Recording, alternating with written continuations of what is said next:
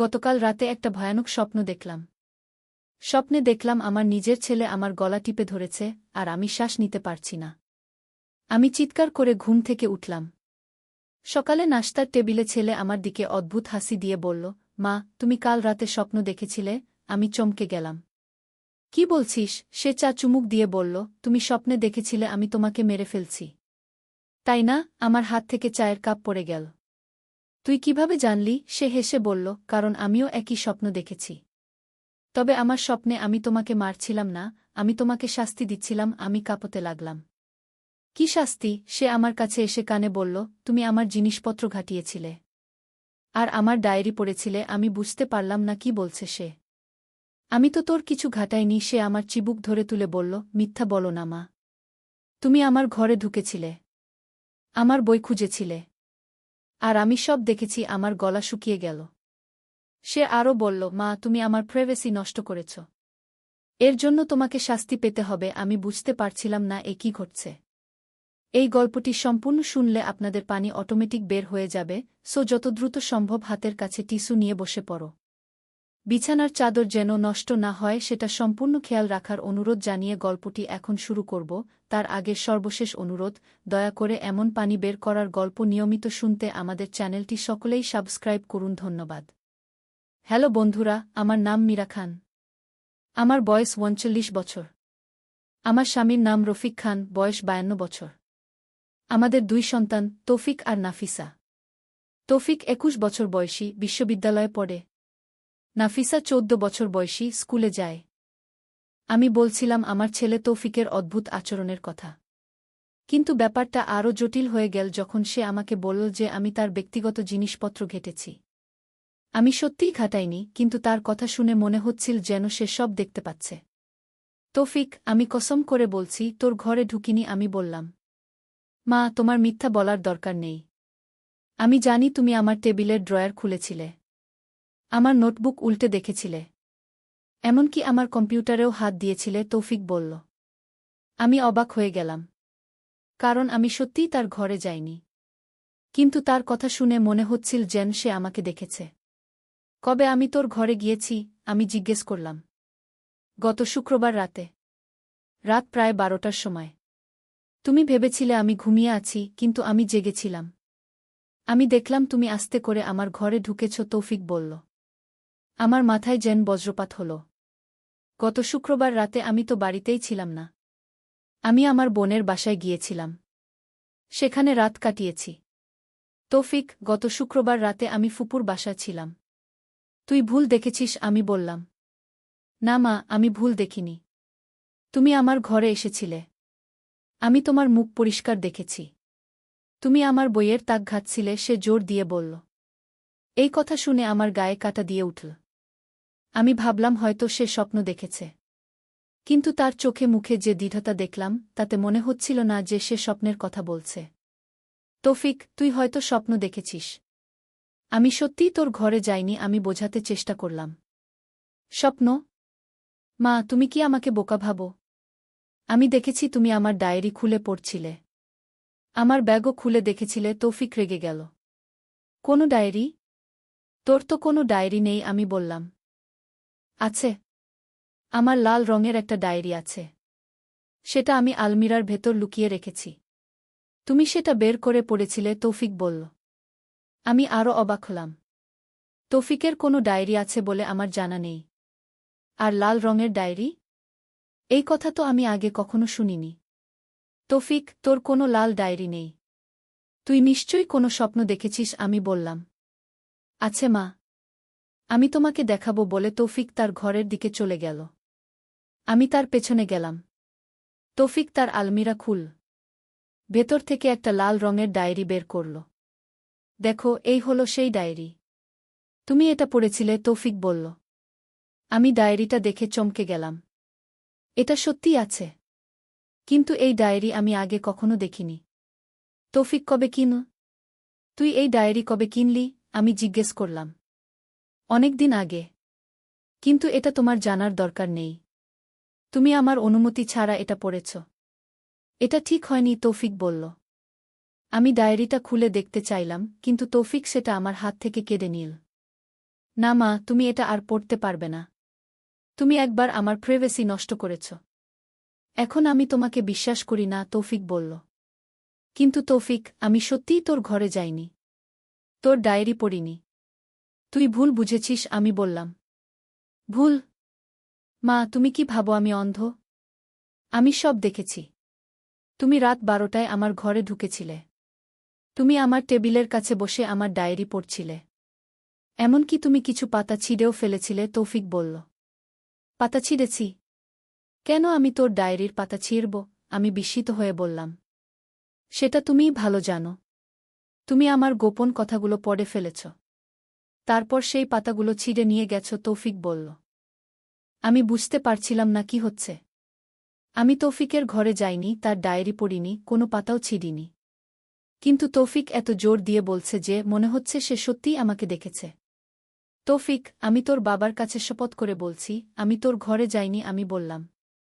তাহলে কে গিয়েছিল? তৌফিক প্রশ্ন করল। আমি চুপ হয়ে গেলাম। সত্যিই তো, যদি আমি না গিয়ে থাকি তাহলে কে গিয়েছিল? নাকি তৌফিক সত্যিই স্বপ্ন দেখেছে? মা, আমি জানি তুমি মিথ্যা বলছ। কিন্তু আমি তোমাকে ক্ষমা করে দেব যদি তুমি সত্যি বলো, তৌফিক বলল। আমি সত্যিই বলছি তৌফিক। আমি তোর ঘরে যাইনি, আমি আবার বললাম। তৌফিক ঠোঁট বেঁকিয়ে হাসল। ঠিক আছে মা, তুমি যদি মিথ্যা বলতে চাও তাহলে বলো। কিন্তু আমি জানি সত্যি কি। এই কথা বলে তৌফিক তার ঘর থেকে বের হয়ে গেল। আমি একা দাঁড়িয়ে রইলাম। মাথায় হাজারো প্রশ্ন। আমি তৌফিকের ঘরটা ভালো করে দেখলাম। সবকিছু স্বাভাবিক মনে হচ্ছে। কোথাও কোনো বিশৃঙ্খলার চিহ্ন নেই। তাহলে তৌফিক কেন বলছে যে আমি তার জিনিসপত্র ঘাটিয়েছি? আমি তার টেবিলের দিকে তাকালাম। টেবিলের উপর কিছু বই, খাতা আর পেন্সিল রাখা আছে। ড্রয়ার বন্ধ আছে। সবকিছু ঠিকঠাক মনে হচ্ছে। হঠাৎ আমার মনে হলো আমি ড্রয়ারটা খুলে দেখি। হয়তো কোনো সূত্র পাব। কিন্তু তারপর ভাবলাম এতে তৌফিক আরও রেগে যাবে। সে বলবে আমি আবার তার জিনিসপত্র ঘাটাচ্ছি। আমি ঘর থেকে বের হয়ে এলাম। কিন্তু মন থেকে প্রশ্নগুলো যাচ্ছে না। তৌফিক কেন বলছে যে আমি তার ঘরে গিয়েছি? আর সেই লাল ডায়েরি? আমি সেটা আগে কখনো দেখিনি। তৌফিক কবে কিন? দুপুরের সময় আমার স্বামী রফিক অফিস থেকে ফিরল। আমি তাকে পুরো ঘটনাটা বললাম। রফিক, তৌফিক বলছে আমি গত শুক্রবার রাতে তার ঘরে গিয়েছি। কিন্তু সেই রাতে আমি তো আপার বাসায় ছিলাম, আমি বললাম। তাহলে তৌফিক ভুল দেখেছে। অথবা স্বপ্ন দেখেছে, রফিক বলল। কিন্তু সে এত জোর দিয়ে বলছে। আর একটা লাল ডায়েরিও দেখাল, যেটা আমি আগে কখনো দেখিনি, আমি বললাম। লাল ডায়েরি? তৌফিকের কোনো ডায়েরি আছে? রফিক অবাক হয়ে বলল। সেটাই তো আমিও জানি না। আজ সকালে প্রথমবার দেখলাম, আমি বললাম। তাহলে সে নিশ্চয়ই সম্প্রতি কিনেছে। হয়তো কোনো গোপনীয়তার জন্য তোমাদের বলেনি, রফিক বলল। কিন্তু সে বলছে আমি সেই ডায়েরি পড়েছি। এমনকি কিছু পাতা ছিঁড়েও ফেলেছি। কিন্তু আমি তো তার ঘরেই যাইনি, আমি বললাম। এটা খুবই অদ্ভুত। তুমি চাইলে আমি তৌফিকের সাথে কথা বলতে পারি, রফিক বলল। হ্যাঁ, তুমি বলো। দেখি সে তোমাকে কি বলে, আমি বললাম। সন্ধ্যায় রফিক তৌফিকের সাথে কথা বলল। তৌফিক তার বাবাকেও একই কথা বলল। সে দাবি করল যে আমি গত শুক্রবার রাতে তার ঘরে গিয়েছি এবং তার ডায়েরি পড়েছি। বাবা, আমি মার মুখ পরিষ্কার দেখেছি। আমি মিথ্যা বলছি না, তৌফিক জোর দিয়ে বলল। কিন্তু তৌফিক, তোর মা সেই রাতে বাড়িতে ছিল না। সে তোর খালার বাসায় ছিল, রফিক বলল। তাহলে সে সেখান থেকে এসেছিল। অথবা পরে গিয়েছিল, তৌফিক বলল। এটা সম্ভব না। খালার বাড়ি এখান থেকে অনেক দূরে। রাত 12টায় সে একা আসবে কেন? রফিক বলল। আমি জানি না কেন এসেছিল। কিন্তু এসেছিল। আমি নিজের চোখে দেখেছি, তৌফিক বলল। রফিক আমার কাছে এসে বলল, তৌফিক এখনো একই কথা বলছে। সে নিশ্চিত যে তুমি তার ঘরে গিয়েছ। কিন্তু আমি যাইনি, রফিক। আমি সত্যিই আপার বাসায় ছিলাম, আমি বললাম। আমি জানি। কিন্তু তৌফিক কেন এমন বলছে সেটা বুঝতে পারছি না, রফিক বলল। রাতে আমি ঘুমাতে পারলাম না। বারবার ভাবছিলাম তৌফিকের কথাগুলো। সে কেন মিথ্যা বলবে? আর যদি সত্যিই কেউ তার ঘরে গিয়ে থাকে তাহলে সেটা কে? পরের দিন সকালে আমি তৌফিকের সাথে আবার কথা বললাম। তৌফিক, তুই যদি সত্যিই কাউকে তোর ঘরে দেখে থাকিস তাহলে বিস্তারিত বল। ঠিক কি দেখেছিলি? আমি জিজ্ঞেস করলাম। আমি দেখেছি তুমি আমার ঘরে ঢুকেছ। তুমি কালো একটা শাড়ি পরেছিলে। তোমার চুল খোলা ছিল। তুমি আস্তে করে আমার টেবিলের কাছে গিয়েছিলে, তৌফিক বলল। কালো শাড়ি? আমি অবাক হলাম। হ্যাঁ, কালো শাড়ি। তোমার যেটা আছে সেটা, তৌফিক বলল। আমার একটা কালো শাড়ি আছে, সেটা ঠিক। কিন্তু আমি সেটা গত শুক্রবার পরিনি। তারপর কি দেখেছিলি? আমি জিজ্ঞেস করলাম। তুমি আমার আলমিরা খুলে ডায়েরিটা বের করেছিলে। তারপর টেবিলে বসে পড়তে শুরু করেছিলে।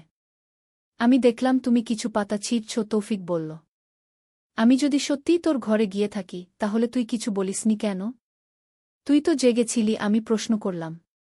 আমি ভয় পেয়েছিলাম, তৌফিক বলল। কিসের ভয়? আমি জিজ্ঞেস করলাম। তোমার আচরণ অদ্ভুত লাগছিল। তুমি খুব আস্তে করে নড়াচড়া করছিলে, যেন কেউ জেগে না ওঠে। আর তোমার চোখ দেখে ভয় লেগেছিল, তৌফিক বলল। আমার চোখ কেমন ছিল? আমি কৌতূহলী হয়ে বললাম। খুব ঠান্ডা। যেন তুমি কোনো রোবট। তোমার মুখে কোনো অভিব্যক্তি ছিল না, তৌফিক বলল। আমি শিউরে উঠলাম। তৌফিকের বর্ণনা শুনে মনে হচ্ছে সে সত্যিই কাউকে দেখেছে। কিন্তু সেটা আমি হতে পারি না। তৌফিক, তুই নিশ্চিত যে সেটা আমি ছিলাম? আমি জিজ্ঞেস করলাম। অবশ্যই। তোমার মুখ, তোমার চুল, তোমার শাড়ি, সব কিছুই তোমার মতো ছিল, তৌফিক বলল। আমি গভীর চিন্তায় পড়লাম। তৌফিক যা বর্ণনা করছে তা যদি সত্যি হয় তাহলে কে আমার মতো দেখতে হয়ে তার ঘরে গিয়েছিল? দিন কয়েক পর আরও অদ্ভুত ঘটনা ঘটল। আমার ছোট মেয়ে নাফিসা আমাকে বলল যে সেও কাউকে আমার মতো দেখতে দেখেছে। মা, গতকাল রাতে তুমি আমার ঘরে এসেছিলে? নাফিসা জিজ্ঞেস করল। না তো। আমি তোর ঘরে যাইনি। কেন? আমি বললাম। আমি দেখেছি কেউ একজন আমার ঘরের দরজার কাছে দাঁড়িয়ে আছে। অন্ধকারে পরিষ্কার দেখতে পাইনি, কিন্তু মনে হয়েছিল তুমি, নাফিসা বলল। আমার গা ছমছম করে উঠল। এবার নাফিসাও একই রকম কথা বলছে। তুই নিশ্চিত যে কেউ ছিল? আমি জিজ্ঞেস করলাম। হ্যাঁ।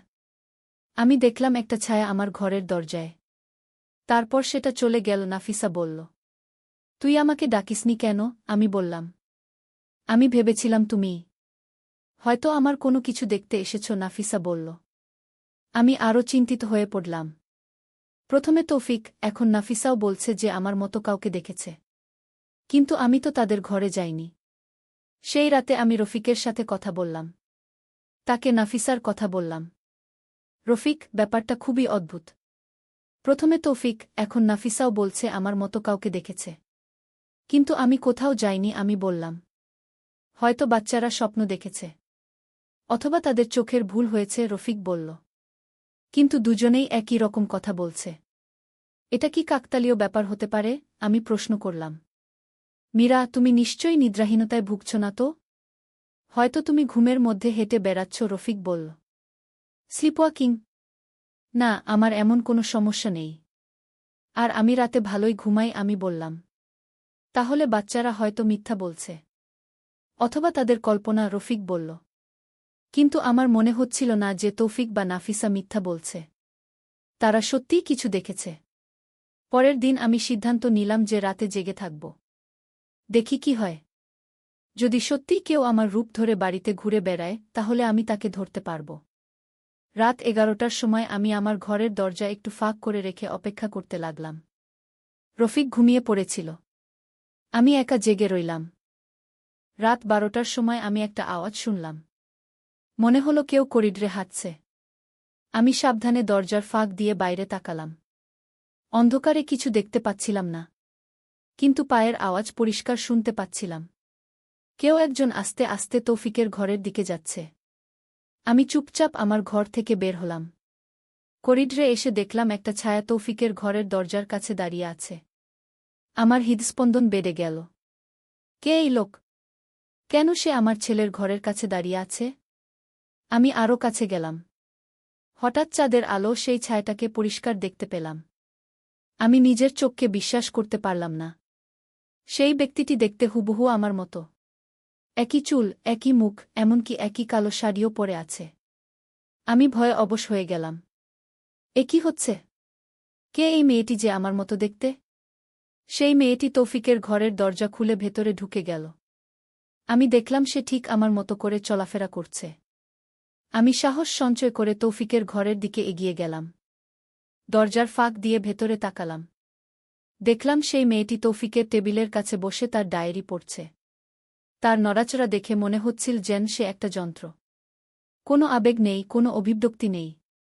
আমি আর দেরি না করে ঘরে ঢুকে গেলাম। তুমি কে? আমি চিৎকার করে বললাম। সেই মেয়েটি আমার দিকে ফিরে তাকাল। তার মুখ দেখে আমি আরও ভয় পেলাম। সেটা আমার মুখ, কিন্তু চোখে কোনো প্রাণ নেই, যেন একটা পুতুল। তুমি কে? কেন আমার রূপ ধরেছ? আমি আবার চিৎকার করলাম। কিন্তু সেই মেয়েটি কিছু বলল না। সে শুধু আমার দিকে তাকিয়ে রইল। হঠাৎ তৌফিক জেগে উঠল। মা, তুমি এখানে কি করছ? তৌফিক বলল। আমি তৌফিকের দিকে তাকালাম। তারপর আবার সেই মেয়েটির দিকে তাকাতে গেলাম। কিন্তু সে অদৃশ্য হয়ে গেছে। তৌফিক, তুই কি আর কাউকে দেখতে পেয়েছিস? আমি জিজ্ঞেস করলাম। কাকে? এখানে তো তুমি ছাড়া আর কেউ নেই, তৌফিক বলল। আমি চারদিকে তাকালাম। সত্যিই আর কেউ নেই। কিন্তু আমি স্পষ্ট দেখেছি একজন আমার মতো দেখতে মেয়ে এখানে ছিল। তৌফিক, একটু আগে এখানে আর কেউ ছিল। তুই দেখিসনি? আমি বললাম। না মা, আমি শুধু তোমাকেই দেখেছি। তুমি এখানে কি করছিলে? তৌফিক জিজ্ঞেস করল। আমি বুঝতে পারলাম না কি বলবো। তৌফিকের তো মনে হবে আমি পাগল হয়ে গেছি। আমি তোর ঘরে কোনো আওয়াজ শুনেছিলাম। দেখতে এসেছিলাম, আমি বললাম। কি আওয়াজ? তৌফিক বলল। মনে হয়েছিল কেউ তোর ঘরে ঢুকেছে, আমি বললাম। তৌফিক সন্দেহের চোখে আমার দিকে তাকাল। মা, তুমি কি ভালো আছো? তোমার আচরণ কেমন যেন অদ্ভুত লাগছে। আমি ভালো আছি তৌফিক। তুই ঘুমা বলে আমি ঘর থেকে বের হয়ে এলাম। আমার মাথা ঘুরছিল। আমি কি দেখেছি? সেই মেয়েটিকে ছিল? কেন সে আমার মতো দেখতে? আর কেনই বা সে হঠাৎ অদৃশ্য হয়ে গেল? আমি আমার ঘরে ফিরে গেলাম। রফিক তখনও ঘুমিয়ে আছে। আমি তাকে জাগানো ঠিক মনে করলাম না। সে আমার কথা বিশ্বাস করবে না। পরের দিন সকালে আমি ভাবলাম কাকে এই ঘটনা বলবো। কেউ আমার কথা বিশ্বাস করবে না। তারা ভাববে আমি মানসিক সমস্যায় ভুগছি। কিন্তু আমি জানি যে আমি যা দেখেছি তা সত্যি। কোনো এক অজানা কারণে কেউ আমার রূপ ধরে আমার বাড়িতে ঢুকছে। আমি ভাবলাম এই ব্যাপারে আমার বড় বোন অপর্ণার সাথে কথা বলবো। সে হয়তো কোনো সমাধান দিতে পারবে। দুপুরে আমি অপর্ণার কাছে গেলাম। অপর্ণা আপা, আমার সাথে খুব অদ্ভুত কিছু ঘটছে, আমি বললাম। কি হয়েছে? অপর্ণা জিজ্ঞেস করল। আমি পুরো ঘটনা অপর্ণাকে বললাম। তৌফিকের স্বপ্নের কথা, তার দাবির কথা, নাফিসার কথা এবং গতকাল রাতে আমি যা দেখেছি তার কথা। অপর্ণা মনোযোগ দিয়ে শুনল। মীরা, এটা খুবই অদ্ভুত ব্যাপার। তুমি নিশ্চিত যে তুমি কাউকে দেখেছ? অপর্ণা জিজ্ঞেস করল। অবশ্যই। আমি স্পষ্ট দেখেছি। একজন মেয়ে যে দেখতে হুবহু আমার মতো, আমি বললাম। এটা হতে পারে তোমার মানসিক চাপের কারণে। হয়তো তুমি হ্যালুসিনেশন দেখছ, অপর্ণা বলল। না আপা, আমি ভালোই আছি। আমার কোনো মানসিক সমস্যা নেই, আমি বললাম। তাহলে এটা কি হতে পারে? অপর্ণা ভাবনায় পড়ল। আপা, আমার মনে হয় এটা কোনো অতিপ্রাকৃত ব্যাপার। হয়তো কোনো আত্মা আমার রূপ ধরেছে, আমি বললাম। অপর্ণা চমকে উঠল। আত্মা? মীরা, তুমি কি বলছ? আমি জানি এটা শুনতে অদ্ভুত লাগছে। কিন্তু অন্য কোনো ব্যাখ্যা খুঁজে পাচ্ছি না, আমি বললাম। অপর্ণা কিছুক্ষণ চুপ থাকল। তারপর বলল, মীরা, আমার এক বন্ধু আছে যে এ ধরনের বিষয় নিয়ে কাজ করে। তার নাম হরিদাস বাবু। তিনি অতিপ্রাকৃত বিষয়ের বিশেষজ্ঞ। চাইলে তার সাথে কথা বলতে পারো। সত্যি? তিনি কি সাহায্য করতে পারবেন? আমি আশা নিয়ে বললাম। জানি না, কিন্তু চেষ্টা করা যায়। তিনি অনেক অদ্ভুত ঘটনার সমাধান করেছেন, অপর্ণা বলল। আমি হরিদাস বাবুর সাথে দেখা করার সিদ্ধান্ত নিলাম। হয়তো তিনি বুঝতে পারবেন কি হচ্ছে। পরের দিন অপর্ণার সাথে আমি হরিদাস বাবুর কাছে গেলাম। তিনি একজন বয়স্ক মানুষ, খুবই শান্ত প্রকৃতির। আমি তাকে সব কিছু বললাম। তিনি ধৈর্য ধরে শুনলেন। মীরা দেবী, আপনি যা বলছেন তা খুবই গুরুতর বিষয়। এটা একটা ডপলগ্যাঙ্গারের ঘটনা হতে পারে, হরিদাস বাবু বললেন। ডপলগ্যাঙ্গার কি? আমি জিজ্ঞেস করলাম। ডপলগ্যাঙ্গার হল একজন ব্যক্তির হুবহু প্রতিরূপ। অনেক সময় অতিপ্রাকৃত শক্তি কারও রূপ ধরে বিভিন্ন কাজ করে। এটা খুবই বিপজ্জনক হতে পারে, হরিদাস বাবু ব্যাখ্যা করলেন। বিপজ্জনক? কেন? আমি ভয়ে বললাম। কারণ এই ডপলগ্যাঙ্গার আপনার পরিচয় ব্যবহার করে অন্যদের ক্ষতি করতে পারে। আর সবচেয়ে বড় কথা, এটা আপনার জীবনশক্তি শুষে নিতে পারে, হরিদাস বাবু বললেন। আমার মুখ শুকিয়ে গেল। তাহলে আমি কি করব? প্রথমে নিশ্চিত হতে হবে যে এটা সত্যিই ডপলগ্যাঙ্গার কিনা। আপনি কি আবার দেখার চেষ্টা করতে পারবেন? হরিদাস বাবু জিজ্ঞেস করলেন। আমি চেষ্টা করতে পারি। কিন্তু সেটা কি নিরাপদ হবে? আমি বললাম। আমি আপনাকে কিছু সুরক্ষার জন্য জিনিস দেব। এগুলো আপনার সাথে রাখবেন। আর যদি সেই প্রাণীটিকে আবার দেখেন, তাহলে সাথে সাথে আমাকে খবর দেবেন, হরিদাস বাবু বললেন। তিনি আমাকে কিছু তাবিজ আর একটা বিশেষ পানি দিলেন। এই তাবিজ সব সময় গলা রাখবেন। আর এই পানি ঘরের চারপাশে ছিটিয়ে দেবেন। এতে সেই অশুভ শক্তি আপনার কাছে আসতে পারবে না, হরিদাস বাবু বললেন। আমি তার কথা মতো কাজ করলাম। বাড়ি ফিরে পানি ছিটালাম আর তাবিজ গলায় পড়লাম। সেই রাতে আমি আবার জেগে থাকার সিদ্ধান্ত নিলাম। দেখি সেই ডপলগ্যাঙ্গার আবার আসে কিনা। রাত 1টার সময় আবার আওয়াজ শুনতে পেলাম। কিন্তু এবার আওয়াজটা ভিন্ন। মনে হচ্ছিল কেউ কাঁদছে। আমি সাবধানে ঘর থেকে বের হলাম। করিডরে এসে দেখলাম সেই মেয়েটি আবার এসেছে। কিন্তু এবার সে কাঁদছে। কেন কাঁদছ? আমি সাহস করে জিজ্ঞেস করলাম। সেই মেয়েটি আমার দিকে তাকাল। তার চোখে পানি। আমি বাড়ি যেতে চাই, সে কাঁদতে কাঁদতে বলল। আমি অবাক হলাম। এবার সে কথা বলছে। তুমি কে? তোমার বাড়ি কোথায়? আমি জিজ্ঞেস করলাম। আমি জানি না। আমি কিছুই মনে করতে পারি না। আমি শুধু জানি আমার একটা বাড়ি আছে, পরিবার আছে, সে বলল। তুমি কেন আমার রূপ ধরেছ? আমি প্রশ্ন করলাম। আমি জানি না। আমি যখন থেকে এখানে আছি তখন থেকেই আমার এই রূপ। আমি আমার আসল রূপ মনে করতে পারি না, সে বলল। আমার মনে দয়া হলো। মনে হলো এই মেয়েটি কোনো ভুক্তভোগী। তুমি কতদিন ধরে এখানে আছো? আমি জিজ্ঞেস করলাম। অনেক দিন। আমি গুনে রাখিনি। আমি প্রতি রাতে এই বাড়িতে ঘুরে বেড়াই। আমার মনে হয় এখানে আমার কোনো স্মৃতি আছে, সে বলল। কি স্মৃতি? আমি বললাম। জানি না। কিন্তু এই বাড়িটা আমার পরিচিত লাগে। মনে হয় আমি এখানে আগে এসেছি, সে বলল। আমি ভাবলাম এই মেয়েটি হয়তো কোনো ভূত নয়। হয়তো সে কোনো হারিয়ে যাওয়া আত্মা। তুমি কি মনে করতে পারো তোমার নাম কি ছিল? আমি জিজ্ঞেস করলাম। সে মাথা নাড়ল। না। আমি কিছুই মনে করতে পারি না। শুধু মনে হয় আমার একটা পরিবার ছিল। একটা ছোট ভাই ছিল। হঠাৎ আমার মনে একটা কথা এল। আমার স্বামীর একটা বোন ছিল যে বছর 10 আগে নিখোঁজ হয়ে গিয়েছিল। তার নাম ছিল সুমিত্রা। সে আমার মতোই দেখতে ছিল। তোমার কি সুমিত্রা নামটা পরিচিত লাগে? আমি জিজ্ঞেস করলাম। সুমিত্রা নাম শোনার সাথে সাথে সেই মেয়েটির চোখে একটা চকচকানি দেখা দিল। সুমিত্রা?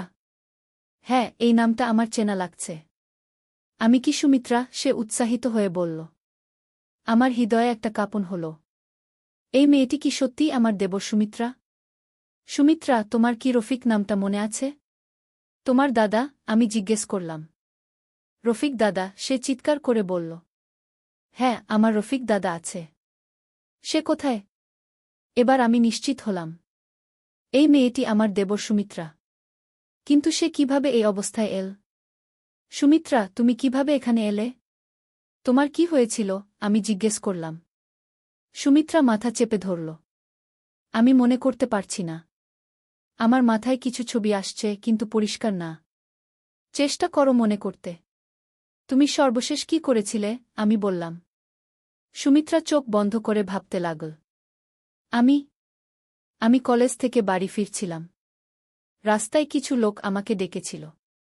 তারপর কি? আমি জিজ্ঞেস করলাম। তারপর সব অন্ধকার। আমি আর কিছু মনে করতে পারি না। আমি যখন সুস্থ হই তখন দেখি আমি একটা অদ্ভুত জায়গায়। সেখানে আর কেউ নেই, সুমিত্রা বলল। আমি বুঝতে পারলাম সুমিত্রার সাথে কোনো দুর্ঘটনা ঘটেছিল। হয়তো সে মারা গিয়েছিল এবং তার আত্মা এখানে আটকে গেছে। সুমিত্রা, তুমি কি জানো তুমি আর জীবিত নেই? আমি কষ্ট করে বললাম। সুমিত্রা আমার দিকে তাকাল। তার চোখে ভয়। মানে? আমি মরে গেছি, সে কাঁপতে কাঁপতে বলল। আমি মনে করি তাই। তুমি বছর 10 আগে নিখোঁজ হয়ে গিয়েছিলে। তোমাকে অনেক খোঁজা হয়েছিল, আমি বললাম। সুমিত্রা হাউমাউ করে কাঁদতে শুরু করল। আমি মরে গেছি? তাহলে আমি এখানে কেন? আমি কেন দাদার বাড়িতে আসি? তুমি হয়তো তোমার পরিবারের কাছে ফিরে আসতে চাও। তোমার আত্মা শান্তি পায়নি, আমি বললাম। আমি কিভাবে শান্তি পেতে পারি? সুমিত্রা জিজ্ঞেস করল। আমি ভাবলাম, হরিদাস বাবু নিশ্চয়ই কোনো উপায় বলতে পারবেন। সুমিত্রা, আমি তোমাকে সাহায্য করব। তুমি আমার সাথে আসবে, আমি বললাম। কোথায়? সে জিজ্ঞেস করল। এক জায়গায়।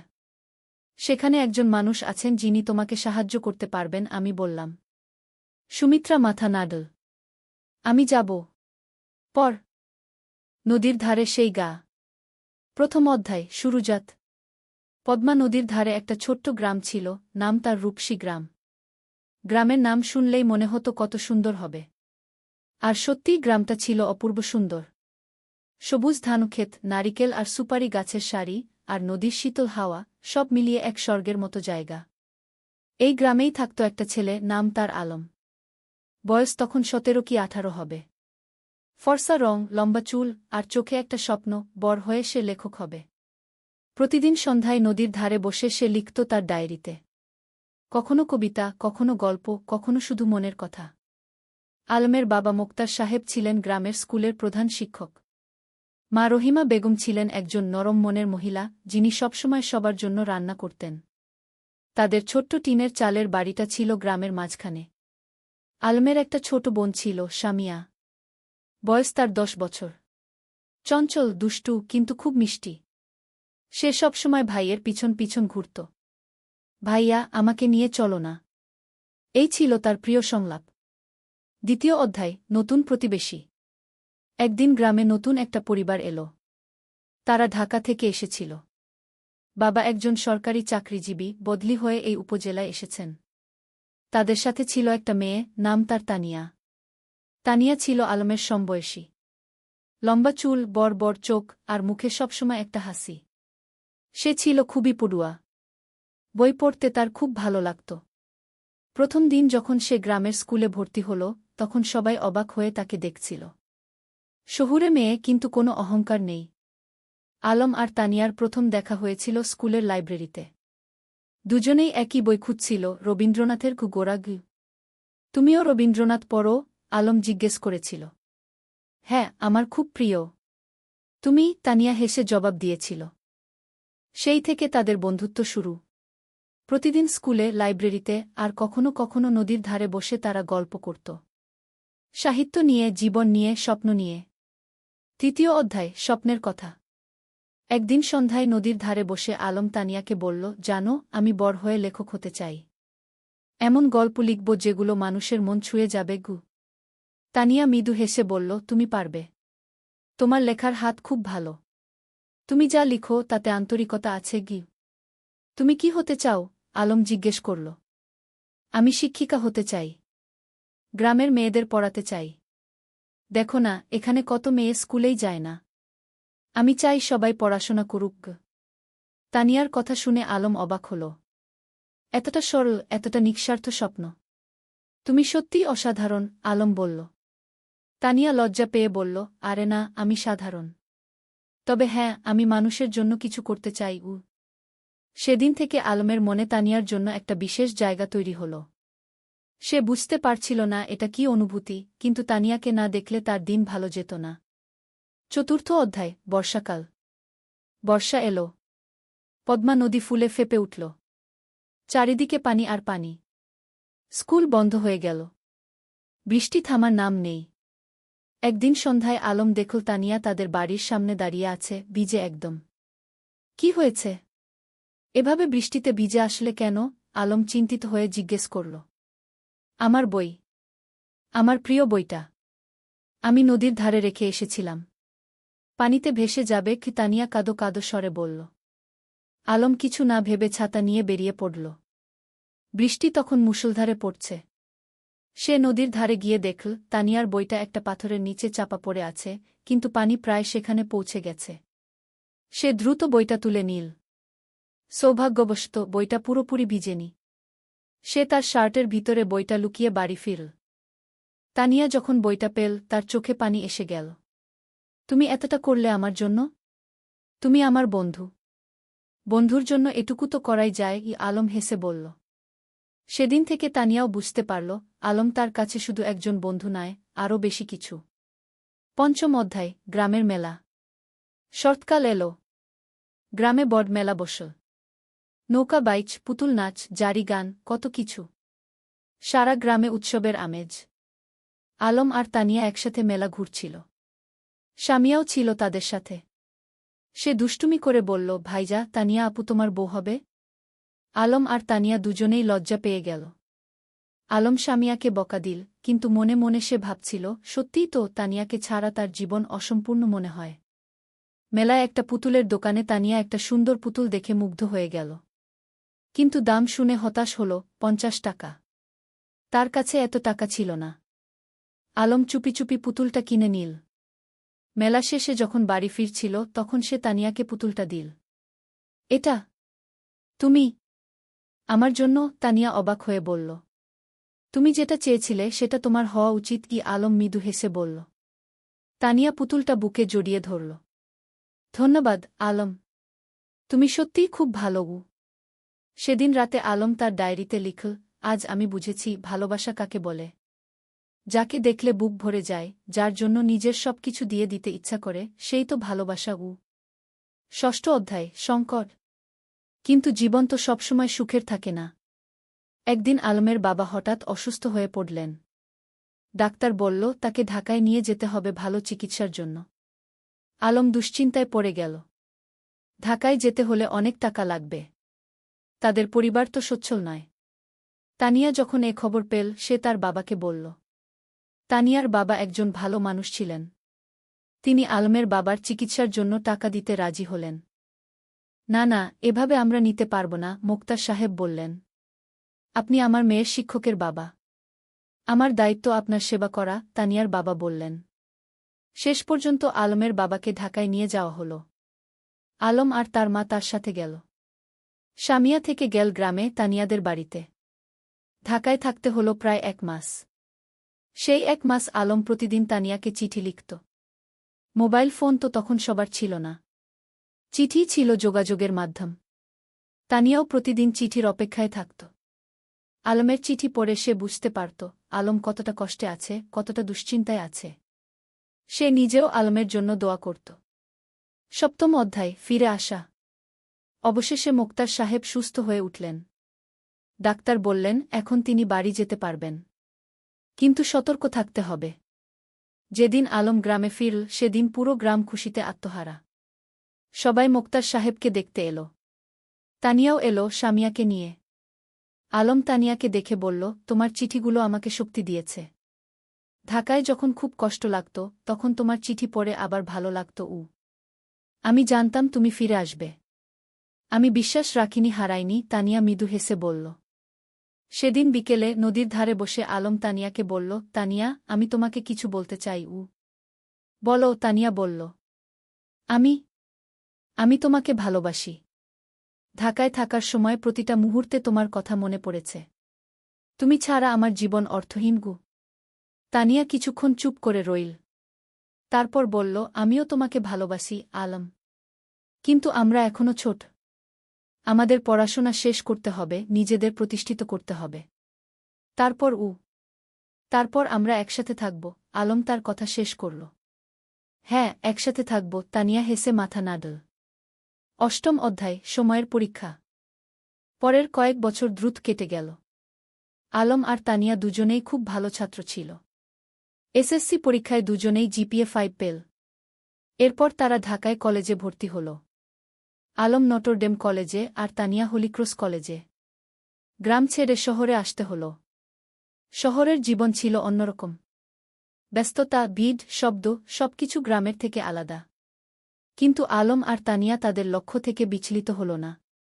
প্রতি সপ্তাহান্তে তারা দেখা করত। কখনো রমনা পার্কে, কখনো টিএসসিতে, কখনো কোনো বইয়ের দোকানে। তারা একে অপরকে উৎসাহ দিত, সাহস দিত। এইচএসসি পরীক্ষায়ও দুজনেই ভালো ফল করল। আলম ঢাকা বিশ্ববিদ্যালয়ে বাংলা সাহিত্যে ভর্তি হল, আর তানিয়া শিক্ষা বিভাগে। কিন্তু বিশ্ববিদ্যালয়ের জীবনে নতুন চ্যালেঞ্জ এল। রাজনীতি, সেশনজট, আর্থিক সংকট, নানা সমস্যা। কখনো কখনো আলমের মনে হতো সে হয়তো লেখক হতে পারবে না। তানিয়াও মাঝে মাঝে হতাশ হতো। কিন্তু তারা একে অপরকে সাহায্য করত। আলম যখন হতাশ হতো, তানিয়া তাকে মনে করিয়ে দিত তার স্বপ্নের কথা। তানিয়া যখন ভেঙে পড়ত, আলম তাকে শক্তি যোগাত। নবম অধ্যায়, স্বপ্ন পূরণের পথে। স্নাতক শেষ করার পর আলম একটা পত্রিকায় চাকরি পেল, সাংবাদিক হিসেবে। বেতন খুব বেশি না, কিন্তু লেখার সুযোগ ছিল। সে ফিচার লিখত, গল্প লিখত। তানিয়া একটা স্কুলে শিক্ষিকা হিসেবে যোগ দিল। তার স্বপ্ন ছিল গ্রামে ফিরে যাওয়া, কিন্তু সে জানত এখনও সময় হয়নি। আগে অভিজ্ঞতা অর্জন করতে হবে। একদিন আলম একটা প্রকাশনা সংস্থায় তার লেখা গল্পের পাণ্ডুলিপি জমা দিল। সে একটা উপন্যাস লিখেছিল, নদীর ধারে সেই গাগ। এটা ছিল তাদের নিজেদের গল্প, তাদের গ্রামের গল্প। কয়েক মাস পর প্রকাশক ফোন করলেন। আপনার বই আমরা প্রকাশ করতে চাই। গল্পটা খুব সুন্দর, আবেগময়। আলম বিশ্বাস করতে পারছিল না। তার স্বপ্ন সত্যি হচ্ছে। সে প্রথমেই তানিয়াকে খবরটা দিল। আমি জানতাম তুমি পারবে। তুমি তো সত্যিই লেখক। তানিয়া খুশিতে আটখানা। বইটা প্রকাশিত হওয়ার পর বেশ সাড়া পড়ে গেল। পাঠকরা ভালো সাড়া দিল। সমালোচকরাও প্রশংসা করল। দশম অধ্যায়, ঘরে ফেরা। 5 বছর পর আলম আর তানিয়া সিদ্ধান্ত নিল তারা গ্রামে ফিরে যাবে। ঢাকায় তারা যা অর্জন করতে চেয়েছিল তা করেছে। এখন সময় এসেছে নিজেদের শেকদে ফিরে যাওয়ার। তারা বিয়ে করল। সাদামাটা অনুষ্ঠান, কিন্তু পূর্ণ আন্তরিকতায়। পুরো গ্রাম এসেছিল তাদের বিয়েতে। তোমরা আমাদের গর্ব, মুক্তার সাহেব আবেগে বললেন। বিয়ের পর তারা গ্রামেই থেকে গেল। আলম লেখালেখি চালিয়ে গেল। সে গ্রামের গল্প লিখত, সাধারণ মানুষের গল্প। তার বই পরপর সফল হতে লাগল। তানিয়া গ্রামে একটা স্কুল খুল। বিনামূল্যে গরিব মেয়েদের পড়াতে লাগল। সে তার স্বপ্ন পূরণ করছিল। একাদশ অধ্যায়, নতুন প্রজন্ম। 3 বছর পর তাদের একটা মেয়ে হল। নাম রাখল রূপা। ছোট্ট, ফুটফুটে, ঠিক যেন তানিয়ার মতো। রূপা বড় হতে লাগল গ্রামের মুক্ত পরিবেশে। নদীর ধারে খেলা, মাঠে দৌড়ানো, গাছে চড়া, সবকিছু। আলম তাকে গল্প শোনাত, তানিয়া তাকে পড়াত। একদিন রূপা জিজ্ঞেস করল, বাবা, তুমি আর মা কিভাবে পরিচিত হলে? আলম হেসে বলল, সেটা একটা লম্বা গল্প মা। একদিন তোমাকে পুরো গল্প শোনাবগু। এখন শোনাও না, রূপা জেদ করল। আলম তানিয়ার দিকে তাকাল। তানিয়া হেসে মাথা নাড়ল। ঠিক আছে, শোনো তাহলে। অনেক বছর আগে এই নদীর ধারে দুটো ছেলে মেয়ে পরিচিত হয়েছিল। দাদ শ্রদ্ধায়, পূর্ণতা। বছর কেটে গেল। আলমের বই এখন দেশজুড়ে জনপ্রিয়। সে একজন প্রতিষ্ঠিত লেখক। কিন্তু খ্যাতি তাকে বদলায়নি। সে এখনও সেই সরল, বিনলি আলম। তানিয়ার স্কুল এখন বড় হয়েছে। শত শত মেয়ে সেখানে পড়ছে। অনেকে এখন কলেজে, বিশ্ববিদ্যালয়ে। তানিয়া তাদের সবার কাছে একজন আদর্শ। একদিন সন্ধ্যায় নদীর ধারে বসে আলম তানিয়াকে বলল, তুমি জানো, এই জায়গাটাই আমার সবচেয়ে প্রিয়। এখানেই আমরা প্রথম একসাথে বসেছিলাম, স্বপ্নের কথা বলেছিলাম। আর এখন সেই স্বপ্ন পূরণ হয়েছে, তানিয়া বলল। শুধু পূরণই না, আরও বেশি কিছু পেয়েছি। তোমাকে পেয়েছি, রূপাকে পেয়েছি, এই সুন্দর জীবনটা পেয়েছি। রূপা তখন দৌড়ে এসে তাদের কোলে বসল। বাবা, আমি বড় হয়ে তোমার মতো লেখক হব। আলম হেসে মেয়ের মাথায় হাত বুলিয়ে দিল। তুমি যা হতে চাও তাই হবে মা। আমরা তোমার পাশে আছি। সূর্য তখন অস্ত যাচ্ছে নদীর ওপারে। লাল কমলা আকাশ, নদীর শীতল বাতাস, আর পরিবারের উষ্ণতা, এর চেয়ে সুন্দর আর কি হতে পারে? ত্রয়োদশ অধ্যায়, গ্রামের উন্নয়ন। আলম আর তানিয়া শুধু নিজেদের নিয়েই ব্যস্ত ছিল না, তারা পুরো গ্রামের উন্নয়ন নিয়ে ভাবত। আলম তার লেখালেখি থেকে যা আয় করত, তার একটা অংশ গ্রামের উন্নয়নে ব্যয় করত। তারা গ্রামে একটা লাইব্রেরি খুল। হাজার হাজার বই নিয়ে। গ্রামের যে কেউ এসে বই পড়তে পারত। ছোট ছেলেমেয়েরা বিকেলে এসে বই পড়ত, গল্প শুনত। জ্ঞানী শক্তি আলম সবসময় বলত, আমরা যদি আমাদের নতুন প্রজন্মকে শিক্ষিত করতে পারি তাহলে গ্রাম এমনিতেই উন্নত হবে। তানিয়া তার স্কুলে শুধু পড়াশোনাই শেখাত না, জীবন দক্ষতাও শেখাত। মেয়েদের শেখাত কিভাবে আত্মবিশ্বাসী হতে হয়, কিভাবে নিজের মতামত প্রকাশ করতে হয়, কিভাবে স্বাবলম্বী হতে হয়। শিক্ষা মানে শুধু বই পড়া নয়, তানিয়া বলত। শিক্ষা মানে জীবনকে বুঝতে শেখা, মানুষ হয়ে ওঠা। গ্রামের মানুষ তাদের এই প্রচেষ্টায় খুব খুশি ছিল। যারা আগে মেয়েদের স্কুলে পাঠাতে চাইত না, তারাও এখন পাঠাতে শুরু করেছে। একদিন গ্রামের প্রবীণ হাজী সাহেব আলমকে বললেন, বাবা, তোমরা আমাদের গ্রামের জন্য যা করছ সেটা আল্লাহ কবুল করুন। তোমরা না থাকলে আমাদের গ্রাম এখনও অন্ধকারেই থাকত। আলম বিনয়ের সাথে বলল, চাচা, আমরা তো এই গ্রামেরই সন্তান। আমাদের দায়িত্ব এই গ্রামের সেবা করা। চতুর্দশ অধ্যায়, বাধা আর সংগ্রাম। কিন্তু জীবন তো সবসময় মসৃণ পথে চলে না। একদিন গ্রামে একটা বড় সমস্যা দেখা দিল।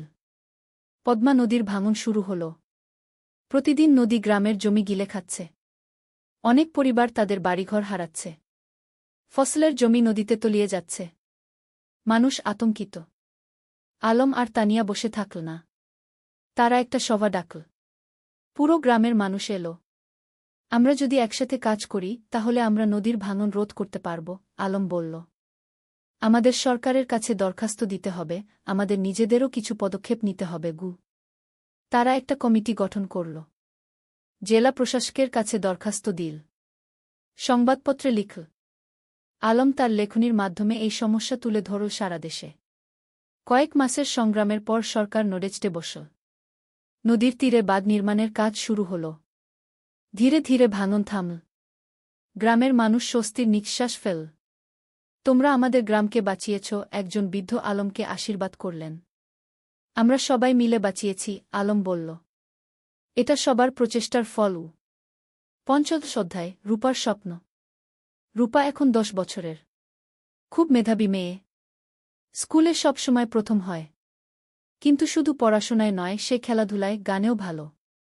একদিন রূপা তার বাবা-মাকে বলল, আমি ডাক্তার হতে চাই। গ্রামের মানুষদের সেবা করব। আলম আর তানিয়া খুশি হল। তাদের মেয়ে অন্যের সেবা করতে চায়, এর চেয়ে বড় গর্বের আর কি হতে পারে। তুমি যা হতে চাও, আমরা তোমাকে সাহায্য করব, তানিয়া বলল। কিন্তু রূপার একটা শর্ত ছিল। আমি ঢাকায় না, গ্রামেই থাকব। এখানেই পড়ব, এখানেই ডাক্তারি করব। আলম হেসে বলল, কেন মা? ঢাকায় তো ভালো সুযোগ পাবে। বাবা, তুমি আর মা যেমন গ্রামে ফিরে এসেছ, আমিও তাই চাই। গ্রামের মানুষদের সবচেয়ে বেশি সাহায্যের দরকার। এই কথা শুনে আলমের চোখে পানি এসে গেল। তার মেয়ে তার আদর্শকে ধারণ করছে। রূপা খুব পরিশ্রমী ছিল। প্রতিদিন ভোরে উঠে পড়াশোনা করত। মায়ের স্কুলে ছোটদের পড়াতে সাহায্য করত। বাবার লেখার কাজেও হাত লাগাত। রূপা, তুমি এত কাজ করো, ক্লান্ত হয়ে যাও না? তানিয়া একদিন জিজ্ঞেস করল। না মা, আমি যখন মানুষের উপকার করি তখন আমার ভালো লাগে। ক্লান্তি লাগে না, রূপা হেসে জবাব দিল। ষোড়শ অধ্যায়, পুরস্কার। আলমের লেখালেখি এখন দেশের সীমা পেরিয়ে গেছে। তার বই অনুবাদ হয়েছে বিভিন্ন ভাষা। বিদেশেও পাঠক তৈরি হয়েছে। একদিন একটা খবর এলো। আলম জাতীয় সাহিত্য পুরস্কার পেতে যাচ্ছে। এটা দেশের সর্বোচ্চ সাহিত্য পুরস্কার। পুরো গ্রাম আনন্দে উদ্বেলিত। আমাদের আলম জাতীয় পুরস্কার পাবে, সবাই গর্ব করে বলতে লাগল। পুরস্কার দেওয়ার অনুষ্ঠান হল ঢাকায়। প্রধানমন্ত্রী নিজে পুরস্কার তুলে দিলেন আলমের হাতে। আপনার লেখা আমাদের গ্রামবাংলার প্রকৃত চিত্র তুলে ধরে, প্রধানমন্ত্রী বললেন। আপনি দেশের গর্ব। আলম বিনয়ের সাথে পুরস্কার নিল। তার মনে পড়ল সেই দিনগুলোর কথা, যখন সে নদীর ধারে বসে স্বপ্ন দেখত লেখক হওয়ার। পুরস্কার পাওয়ার পর আলম একটা বক্তৃতা দিল। এই পুরস্কার শুধু আমার একার নয়। এটা আমার স্ত্রী তানিয়ার, আমার মেয়ে রূপার, আমার গ্রামের সব মানুষের। তারা আমাকে অনুপ্রাণিত করেছে, সাহস দিয়েছে। তানিয়ার চোখে খুশির অশ্রু। তার স্বামী এত বড় সম্মান পেল, কিন্তু তবুও সে নিজের কৃতিত্ব সবার সাথে ভাগ করে নিচ্ছে। সপ্তদশ অধ্যায়, তানিয়ার স্বীকৃতি। আলমের পুরস্কার পাওয়ার 1 বছর পর তানিয়াও একটা সম্মান পেল। সরকার তাকে সেরা শিক্ষক পুরস্কার দিল। তার স্কুল থেকে যে মেয়েরা বের হয়ে গেছে তারা এখন বিভিন্ন ক্ষেত্রে প্রতিষ্ঠিত। কেউ ডাক্তার, কেউ ইঞ্জিনিয়ার, কেউ শিক্ষক, কেউ উদ্যোক্তা। পুরস্কার নেওয়ার সময় তানিয়া বলল, আমি শুধু বীজ বপন করেছি। এই মেয়েরাই আমার আসল পুরস্কার। তারা নিজেদের প্রতিষ্ঠিত করেছে, সমাজে অবদান রাখছে গিয়ে। তার স্কুলের একজন প্রাক্তন ছাত্রী, যে এখন একজন সফল ব্যবসায়ী, মঞ্চে উঠে এসে বলল, ম্যাডাম না থাকলে আমি আজ এখানে থাকতাম না। তিনি আমাকে শুধু পড়াশোনাই শেখাননি, আত্মবিশ্বাস শিখিয়েছেন গু। রূপা তখন মঞ্চের নিচে বসে মায়ের দিকে তাকিয়েছিল গর্বিত চোখে। আমার মা সত্যিই সেরা, সে মনে মনে বলল। অষ্টাদশ অধ্যায়, সময়ের প্রবাহ। আরও কয়েক বছর কেটে গেল। রূপা এখন অষ্টম শ্রেণীতে। খুব ভালো ছাত্রী। তার স্বপ্ন ডাক্তার হওয়ার, সেই স্বপ্ন এখনও অটুট। আলম এখনও লিখে যাচ্ছে। তার নতুন একটা উপন্যাস বের হল, জোছনা রাতের স্বপ্ন উ। এটাও বেশ জনপ্রিয় হল। তানিয়ার স্কুল এখন অনেক বড়। ৩০০ জন ছাত্রী, ১০ জন শিক্ষক, একটা পূর্ণাঙ্গ শিক্ষা প্রতিষ্ঠান। গ্রামটাও অনেক বদলে গেছে। এখন পাকা রাস্তা, বিদ্যুৎ, স্বাস্থ্যকেন্দ্র, সবকিছু আছে। কিন্তু গ্রামের আত্মা, সেই সারল্য, সেই ভালোবাসা, সেটা আছে অক্ষুণ্ণ। একদিন সন্ধ্যায় পুরো পরিবার নদীর ধারে বসেছিল। আলম, তানিয়া, রূপা আর শামিয়া। শামিয়া এখন বিবাহিত, তার একটা ছেলে আছে। ভাইয়া, মনে আছে যখন আমি ছোট ছিলাম, তুমি আর ভাবি এখানে বসে গল্প করতে? শামিয়া হেসে বলল। মনে আছে, আলম হেসে বলল। সেই সময়গুলো কত সুন্দর ছিল। এখনকার সময়ও কম সুন্দর নয়, তানিয়া বলল। আমরা একসাথে আছি, সুস্থ আছি, খুশি আছি, এর চেয়ে বড় সৌভাগ্য আর কি? রূপা বলল, বাবা, তোমার আর মায়ের মতো আমিও একজন ভালো মানুষকে জীবনসঙ্গী হিসেবে পেতে চাই উ। আলম মেয়ের মাথায় হাত রেখে বলল, তুমি পাবে মা। তবে তার আগে তোমার স্বপ্ন পূরণ করো। ডাক্তার হও। তারপর জীবনসঙ্গী খুঁজবে গু। ১৯ অধ্যায়, নতুন চ্যালেঞ্জ। রূপা এসএসসি পরীক্ষা দিল। ফলাফল বেরোল, জিপিএ ৫। পুরো গ্রাম খুশি। আলম আর তানিয়া গর্বিত। কিন্তু এখন একটা বড় সিদ্ধান্ত নিতে হবে। রূপা ডাক্তার হতে চায়, আর তার জন্য তাকে মেডিকেল কলেজে ভর্তি হতে হবে। কিন্তু গ্রামে তো মেডিকেল কলেজ নেই। বাবা, আমি ঢাকা মেডিকেলে ভর্তি হতে চাই, রূপা বলল। আলম একটু চিন্তিত হল। কিন্তু তুমি তো বলেছিলে গ্রামে থাকবে। হ্যাঁ বাবা, আমি গ্রামে ফিরে আসব। কিন্তু ভালো ডাক্তার হতে হলে ভালো প্রতিষ্ঠান থেকে পড়তে হবে। আমি ৫ বছর ঢাকায় থাকব, তারপর ফিরে আসব এবং গ্রামে একটা হাসপাতাল খুলব। তানিয়া বলল, মেয়েটা ঠিকই বলছে। আমরাও তো ঢাকায় গিয়ে পড়াশোনা করেছিলাম। তারপর ফিরে এসেছি গু। রূপা ঢাকা মেডিকেল কলেজে ভর্তি হল। প্রথম দিকে গ্রাম ছেড়ে যেতে খুব কষ্ট হচ্ছিল, কিন্তু সে জানত এটা তার লক্ষ্যের জন্য প্রয়োজন। আলম আর তানিয়া প্রতি মাসে ঢাকায় যেত মেয়েকে দেখতে। রূপা ফোনে প্রতিদিন কথা বলত। ২০ অধ্যায়, পরিবারের বন্ধন। ৫ বছর খুব দ্রুত কেটে গেল। রূপা ডাক্তার হয়ে গেল। এমবিবিএস পাস করে ভালো ফলসহ। এখন তার সামনে অনেক সুযোগ।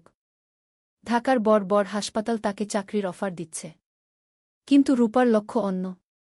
বাবা, আমি গ্রামে ফিরে আসছি, রূপা ফোনে বলল। তুমি নিশ্চিত? ঢাকায় তো অনেক ভালো সুযোগ, আলম বলল। বাবা, আমার স্বপ্ন তো ঢাকায় বড় ডাক্তার হওয়া নয়। আমার স্বপ্ন গ্রামের মানুষের সেবা করা গে। রূপা গ্রামে ফিরে এলো। গ্রামের মানুষ তাকে মাথায় করে নিয়ে এলো। আমাদের নিজের ডাক্তার। সে একটা ছোট ক্লিনিক খুল। বিনামূল্যে গরিব মানুষদের চিকিৎসা দিতে লাগল। যাদের সামর্থ্য আছে তারা দিত। যাদের নেই তাদের কাছ থেকে কিছু নিত না। তুমি কিভাবে চালাবে এভাবে? আলম একদিন জিজ্ঞেস করল। বাবা, তুমি তো লেখক হয়েছ মানুষের সেবা করার জন্য, মা শিক্ষিকা হয়েছে সেবার জন্য। আমিও তাই। টাকা পয়সা পরে দেখা যাবে উ। আলম মেয়েকে জড়িয়ে ধরল। তুমি আমাদের গর্ব উ। ১ অধ্যায়, নতুন সঙ্গী। রূপা যখন ক্লিনিকে ব্যস্ত, তখন একদিন একজন তরুণ ডাক্তার এলো। তার নাম ফাহিম। সে ঢাকা থেকে এসেছে গ্রামাঞ্চলে স্বেচ্ছাসেবা করতে। ফাহিম আর রূপা একসাথে কাজ করতে লাগল। দুজনেই একই স্বপ্ন দেখে, গ্রামের মানুষের সেবা করা। ধীরে ধীরে তাদের মধ্যে বন্ধুত্ব হল। তারপর সেই বন্ধুত্ব ভালোবাসায় রূপান্তরিত হল। একদিন ফাহিম আলমের কাছে এলো। চাচা, আমি রূপাকে বিয়ে করতে চাই উ। আলম হেসে বলল, তুমি কি রূপাকে জিজ্ঞেস করেছ?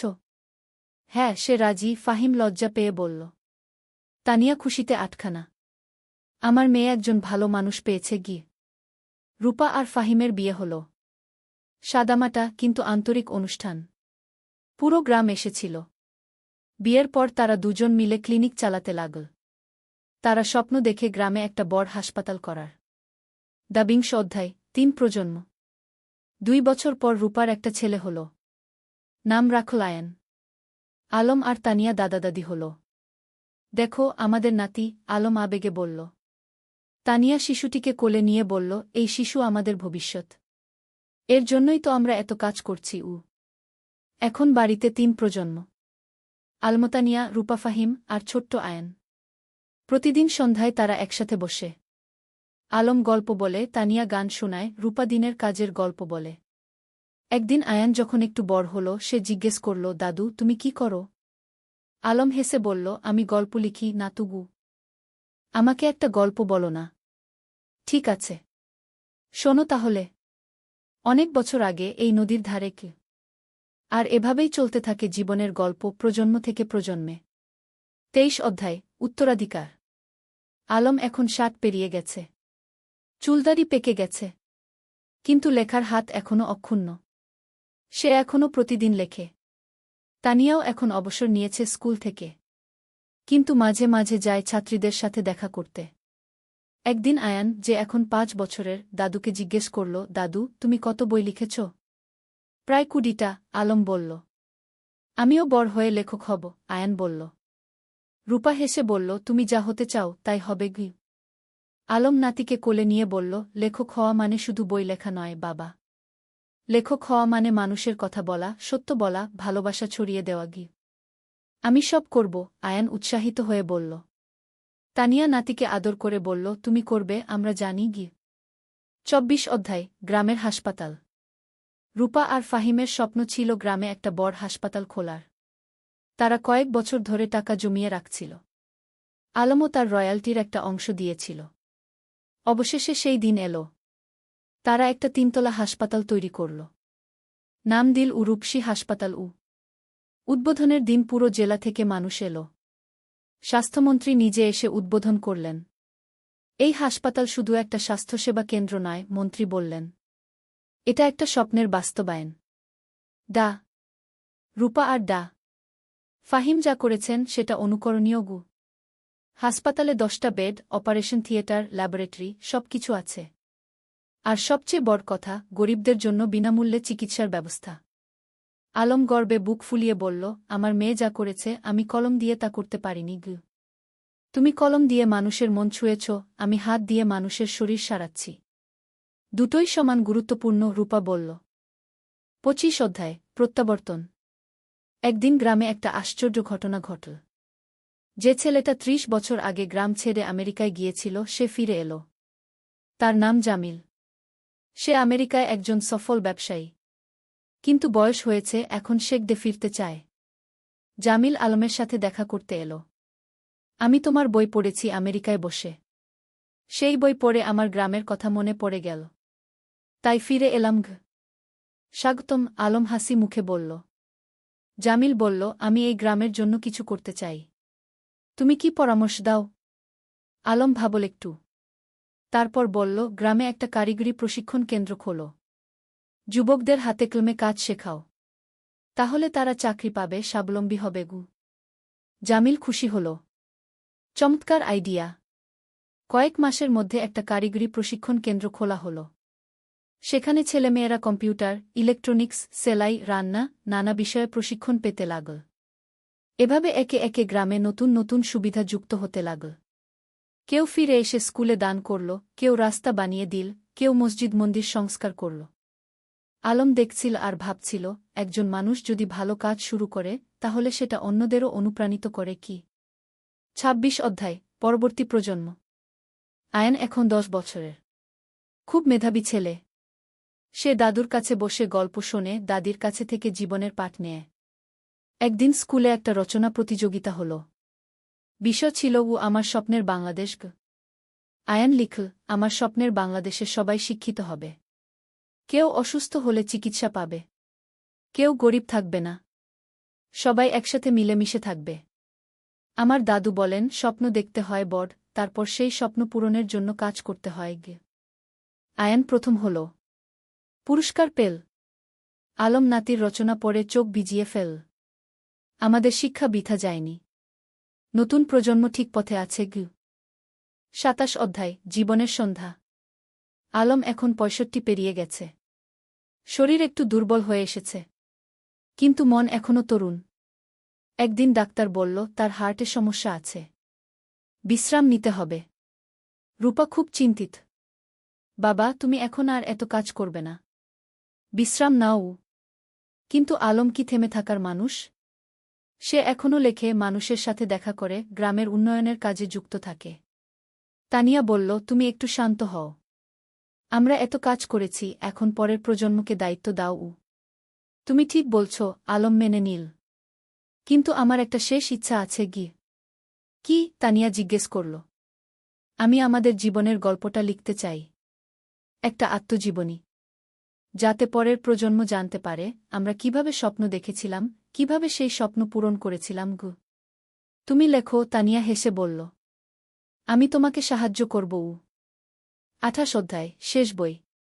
পরের ৬ মাস আলম লিখল তার জীবনের গল্প। নদীর ধারে সেই গা, একটি জীবন কথা কি নাম দিল। বইটাই ছিল তাদের প্রথম দেখা, প্রথম প্রেম, সংগ্রাম, সফলতা, ব্যর্থতা, সবকিছু। বই প্রকাশিত হওয়ার পর দেশজুড়ে সাড়া পড়ে গেল। মানুষ পড়ল আর অনুপ্রাণিত হল। একজন পাঠক চিঠি লিখল, আপনার বই পড়ে আমি বুঝেছি স্বপ্ন দেখা আর তা পূরণ করা সম্ভব। আমিও এখন আমার গ্রামে ফিরে যাব, কিছু করব। আলম এই চিঠি পড়ে খুশি হল। দেখো তানিয়া, আমাদের জীবন বৃথা যায়নি। আমরা মানুষকে অনুপ্রাণিত করতে পেরেছি। ২৯ অধ্যায়, বিদায়। এক শীতের সকালে আলম ঘুম থেকে উঠল না। তার হার্ট অ্যাটাক হয়েছে। রূপা যতই চেষ্টা করল, কিছু করতে পারল না। আলম চলে গেল। পুরো গ্রাম শোকে মুহ্যমান। আমাদের আলম চলে গেল, সবাই কাঁদল। তানিয়া কান্নায় ভেঙে পড়ল। তুমি আমাকে একা ফেলে চলে গেলে। রূপা মাকে সান্ত্বনা দিল। মা, বাবা চলে যায়নি। তার লেখায় সে বেঁচে আছে, তার কাজে সে বেঁচে আছে, আমাদের মধ্যে সে বেঁচে আছে। আলমের জানাজায় হাজার হাজার মানুষ এল। তাকে সমাহিত করা হল গ্রামের কবরস্থানে, নদীর পাশে, যেখানে সে জীবনের অনেকটা সময় কাটিয়েছে। ৩০ অধ্যায়, উত্তরাধিকার, শেষ অধ্যায়। আলমের মৃত্যুর পর তানিয়া ভেঙে পড়েনি। সে আরও শক্ত হয়েছে। আলম চলে গেছে, কিন্তু তার স্বপ্ন চলে যায়নি। আমাকে সেই স্বপ্ন বাঁচিয়ে রাখতে হবে। সে গ্রামের লাইব্রেরিটাকে কি আলম স্মৃতি লাইব্রেরিকে নাম দিল। সেখানে আলমের সব বই রাখা হল। রূপা হাসপাতালে আরও বেশি মনোযোগী হল। বাবা চাইতেন আমি মানুষের সেবা করি, আমি তাই করব। ফাহিম তার পাশে থেকে সাহায্য করল। আয়ান, যে এখন ১৫ বছরের, দাদুর মতো লিখতে শুরু করল। সে গল্প লেখে, কবিতা লেখে। একদিন আয়ান তানিয়াকে তার লেখা একটা গল্প দেখাল। গল্পের নাম দাদুর স্বপ্ন। তানিয়া পড়ল। চোখে পানি এলো। তোমার দাদু বেঁচে আছে তোমার মধ্যে। বছরের পর বছর কেটে গেল। গ্রামটা আরও উন্নত হল। কিন্তু আলমকে কেউ ভুলল না। প্রতি বছর তার জন্মদিনে গ্রামে একটা সাহিত্য উৎসব হয়। তরুণ লেখকরা আসে, তাদের লেখা পড়ে। তানিয়া এখন ৮০ পেরিয়ে গেছে, কিন্তু এখনও প্রতিদিন স্কুলে যায়, ছাত্রীদের দেখে আসে। একদিন এক তরুণী তানিয়াকে জিজ্ঞেস করল, ম্যাডাম, আপনার আর আলম স্যারের গল্পটা কি সত্যি? তানিয়া হেসে বলল, হ্যাঁ, প্রতিটা শব্দ সত্যি। আমরা স্বপ্ন দেখেছিলাম, আর সেই স্বপ্ন পূরণ করেছিলাম। আমিও কি পারব? তরুণী জিজ্ঞেস করল। অবশ্যই পারবে, তানিয়া দৃঢ়তার সাথে বলল। শুধু স্বপ্ন দেখো, তারপর সেই স্বপ্ন পূরণের জন্য কাজ করো। আর কখনো হাল ছেড়ো না। সেদিন সন্ধ্যায় নদীর ধারে বসে তানিয়া আকাশের দিকে তাকাল। আলম, তুমি কি দেখছ? আমরা যা শুরু করেছিলাম তা এখনো চলছে। তোমার স্বপ্ন বেঁচে আছে। নদীর জল কুলকুল করে বয়ে যাচ্ছে। বাতাসে যেন আলমের কণ্ঠস্বর ভেসে এলো, আমি জানতাম তুমি পারবে। আমরা একসাথে এই স্বপ্ন দেখেছিলাম, তুমি তা বাঁচিয়ে রেখেছ। ধন্যবাদ, তানিয়া। তানিয়া হাসল। চোখে পানি, কিন্তু মুখে হাসি। ধন্যবাদ তোমাকে, আলম। তুমি আমার জীবনকে অর্থবহ করেছিলে। সমাপ্তি। এই ছিল আলম আর তানিয়ার গল্প। দুটো সাধারণ মানুষ যারা অসাধারণ স্বপ্ন দেখেছিল। আর সেই স্বপ্ন শুধু নিজেদের জন্যই ছিল না, ছিল সবার জন্য। আজও রূপসী গ্রামে যদি যাও, দেখবে আলম স্মৃতি লাইব্রেরি, তানিয়া বালিকা বিদ্যালয়, রূপসী হাসপাতাল, সবকিছু দাঁড়িয়ে আছে। এগুলো শুধু ভবন নয়, এগুলো স্বপ্নের বাস্তবায়ন। আর নদীর ধারে, যেখানে একদিন দুটো তরুণী বসে স্বপ্ন দেখেছিল, সেখানে এখন একটা ফলক লাগানো আছে। তাতে লেখা, যেখানে স্বপ্ন শুরু হয়েছিল। আলম ও তানিয়া, দুই স্বপ্নদ্রষ্টা, দুই সেবক, যারা প্রমাণ করেছেন স্বপ্ন দেখলে এবং কাজ করলে সবকিছুই সম্ভব।